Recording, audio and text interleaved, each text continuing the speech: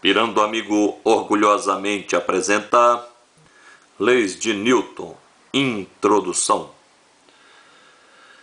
Bem, nessa videoaula nós vamos apenas entender quais são as leis de Newton. E já devemos saber de antemão que só saber o enunciado das leis não adianta nada. Na verdade, ninguém precisa de saber qual é a primeira lei, qual é a segunda, temos que saber aplicá-las, ok? Então vamos a elas. A primeira lei de Newton é a lei da inércia, tá? Se um objeto é deixado sozinho e não é perturbado, ele continua a se mover com uma velocidade constante em uma linha reta se originalmente ele estava em movimento, ou ele continua parado se estava parado. Muito bem. Vamos resumir a primeira lei da maneira que nós vamos trabalhar com ela. Bem, resumindo, na ausência de forças,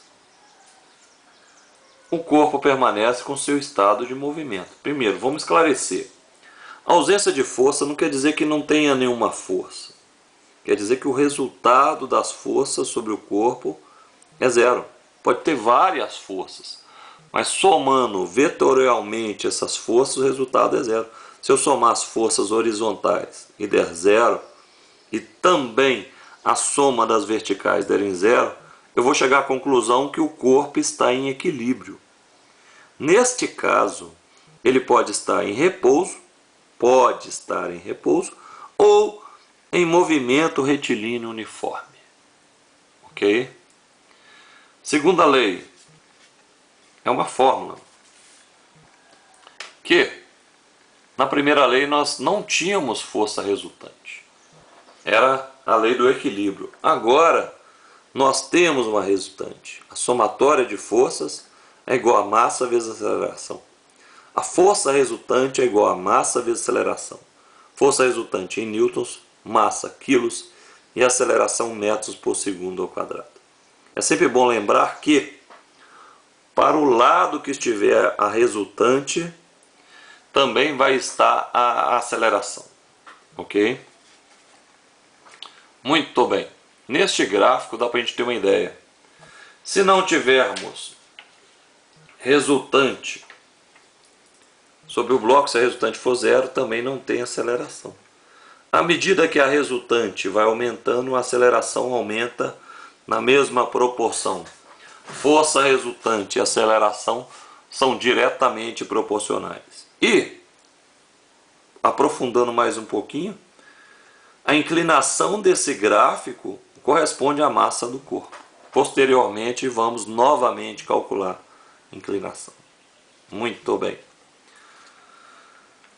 Terceira lei, ação e reação. Essa é a lei da vida. Toda ação tem uma reação de mesmo módulo, mesma direção e sentido oposto Ipiranga. Ok?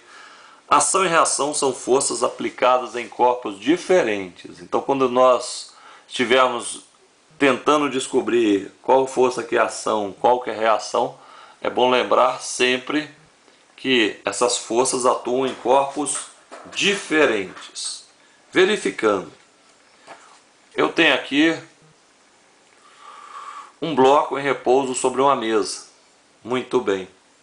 Quais forças atuam no bloco? Peso e normal. Essas duas forças atuam no mesmo cara. Então não se trata de um par de ação e reação. Já vimos que ação e reação são forças aplicadas em corpos diferentes. Muito bem.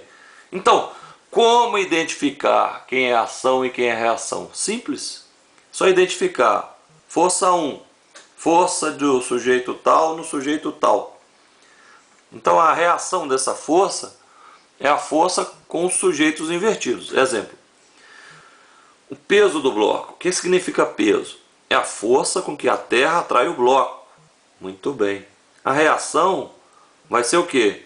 A força que o bloco atrai a Terra. Logo, se o bloco atrai a Terra, rola um climinha, a Terra também atrai o bloco. Ok? Normal.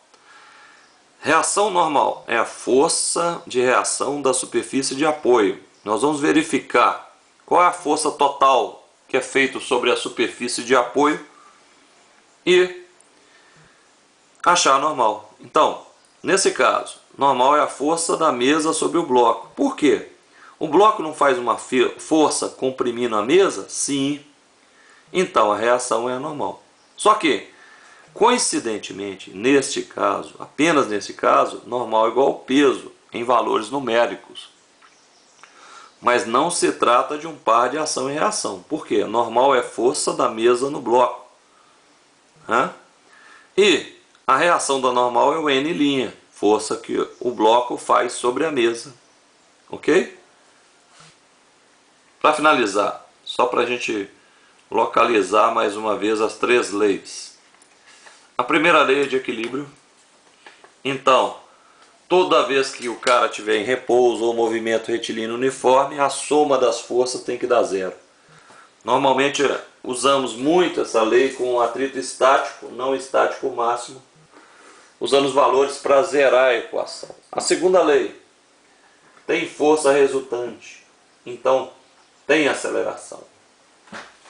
E a terceira lei, ação e reação, serve para a gente calcular normal, tensão na corda, tipo, uma corda é puxada com a força de 30 newtons. Se ela é puxada com a força de 30 newtons, ela também vai puxar com a força de 30 newtons. O bloco A empurra o B com a força de 20 newtons. Então, o B empurra o A com a força de 20 newtons. Um pouco decepcionante essa aula de leis de Newton, porque fica parecendo que as coisas são simples demais. Agora nós vamos partir para as próximas aulas que vamos aplicá-las.